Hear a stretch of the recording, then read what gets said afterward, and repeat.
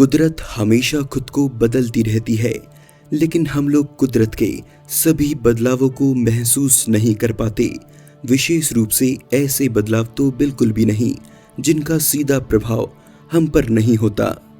समुद्री स्तर का बढ़ना, पहाड़ों का खिसकना, बर्फ का पिघलना और न जाने क्या क्या, कुदरत के इन सभी बदलावों से सीधे तौर पर हम प्रभावित होते हैं, इसलिए हम इन पर नजर भी रखते हैं। लेकिन यही कुदरत समय के साथ कितनी बदलती जा रही है, इसका हमें जरा भी अंदाजा नहीं है। आज का ये एपिसोड कुदरत के एक ऐसे ही बदलाव की कहानी है जहां पूरे के पूरे टापू ऐसे गायब हो गए मानो ये कभी वहां मौजूद ही नहीं थे। कई सदियों पुराना इतिहास लिए इन टापुओं का अस्तित्व अचानक पूरी तरह से मिट गया। कुदरत की इस आंख मिचोली की शुरुआत होती है ऐसी ही एक आइलैंड के साथ जिसका नाम है बरमेहा।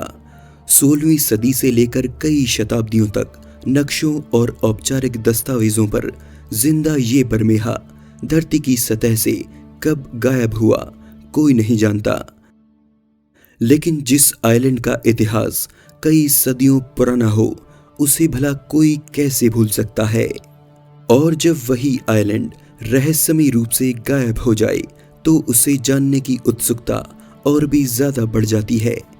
किसी जमाने में मैक्सिको की खाड़ी में मौजूद इस आइलैंड की वास्तविकता के कई सबूत मौजूद हैं जो साबित करते हैं कि कभी बरमेहा मैक्सिको की आधिकारिक संपत्ति हुआ करता था। 16वीं सदी के महान खोजकर्ता अलोंजो दे सेंटा क्रूज के लेख में बरमेहा का जिक्र बखूबी मिलता है, जो साल 1539 में प्रकाशित हुआ था। और तब से लेकर कई सदियों तक अनेकों एक्सपर्ट्स ने अपने नक्शों में बरमेहा का जिक्र किया है। वहीं उस दौर में इस आइलैंड के बगल से गुजरने वाले जहाज भी इस बात का सबूत हैं कि ये आइलैंड मैक्सिको की खाड़ी में मौजूद हुआ करता था। और आपको जानकर हैरानी होगी कि साल 1970 तक मैक्सिको इसे अपनी टेरिटरी के रूप में इस्तेमाल करता था। किसी जमाने में ये आइलैंड मछली उत्पाद का एक बेहतर स्रोत माना जाता था, तो अचानक बरमेहा के साथ ऐसा क्या हुआ कि इसका नामो निशान तक धरती से मिट गया। इसी सवाल का जवाब ढूंढने कई बार मैक्सिको की एजेंसियां पानी में उतर चुकी हैं। और साल 1997 में हुए एक सर्वेक्षण में ये बात दुनिया के सामने आ ही गई कि जहां कभी बरमेहा हुआ करता था, आज ठीक उसी जगह पर समुद्र की लहरें उफान मारती हैं। अपने इस इलाके को खोजने के लिए मैक्सिको ने साल 2009 में भी एक अभियान इस उम्मीद के साथ चलाया कि शायद कुछ कामयाबी हाथ लग जाए, लेकिन उनका ये प्रयास भी पूरी तरह से नाकाम रहा और कुछ भी ऐसा हाथ नहीं लगा जो ये साबित कर सके कि बरमेहा अब भी जिंदा है। इस आइलैंड का रहस्य तो अभी तक अनसुलझा है, लेकिन लोगों में इसे लेकर बहस जारी है, जहां कई लोग मानते हैं कि ये आइलैंड पूरी तरह से काल्पनिक है, जिसे मैक्सिको ने अपने दुश्मनों को भ्रमित करने के लिए कई सदियों तक नक्शों पर दिखाया। वहीं मैक्सिको का इल्जाम है कि बरमेहा पर मौजूद तेल के कुओं के चलते अमेरिका ने अपनी एजेंसी CIA के द्वारा इसे नष्ट करवा दिया।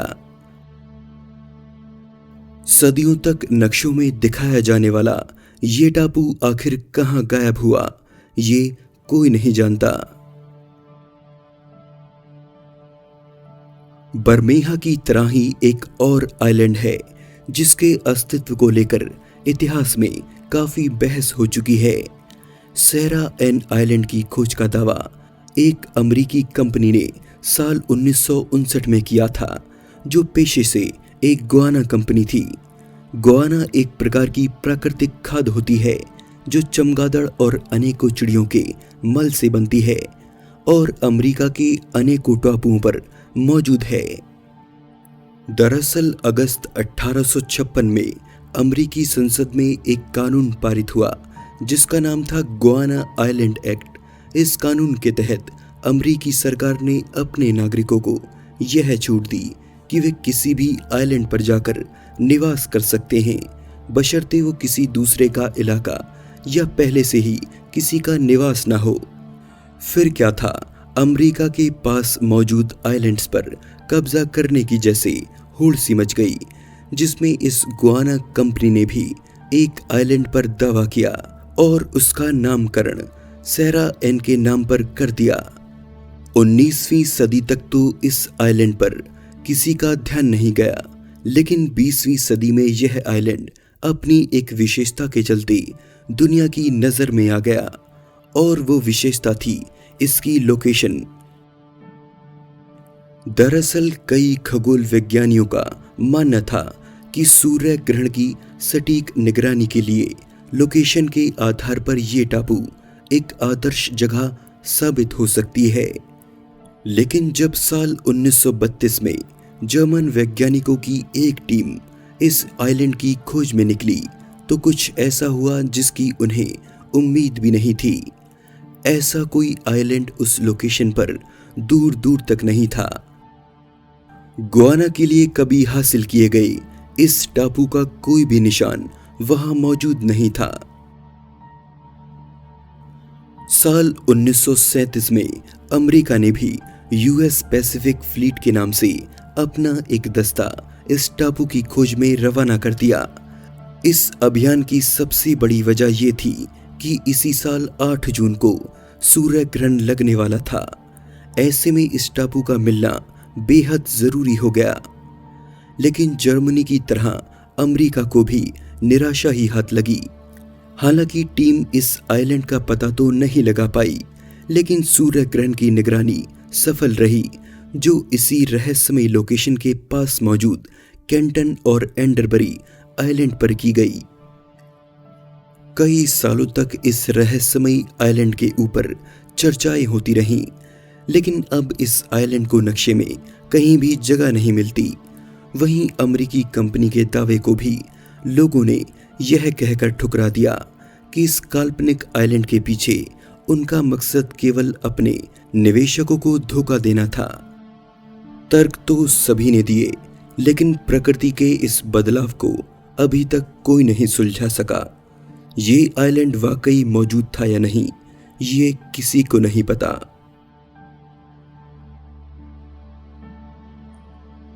दोस्तों, आज के इस एपिसोड में बस इतना ही। वीडियो अच्छा लगा तो जरूर से लाइक कीजिए, साथ ही चैनल को सब्सक्राइब करके इस घंटी को जरूर दबाइए ताकि आप हमारा अगला वीडियो सबसे पहले देख सकें। मैं हूं आपका दोस्त विशाल, फिर से मिलेंगे एक नए एपिसोड में। तब तक के लिए नमस्कार।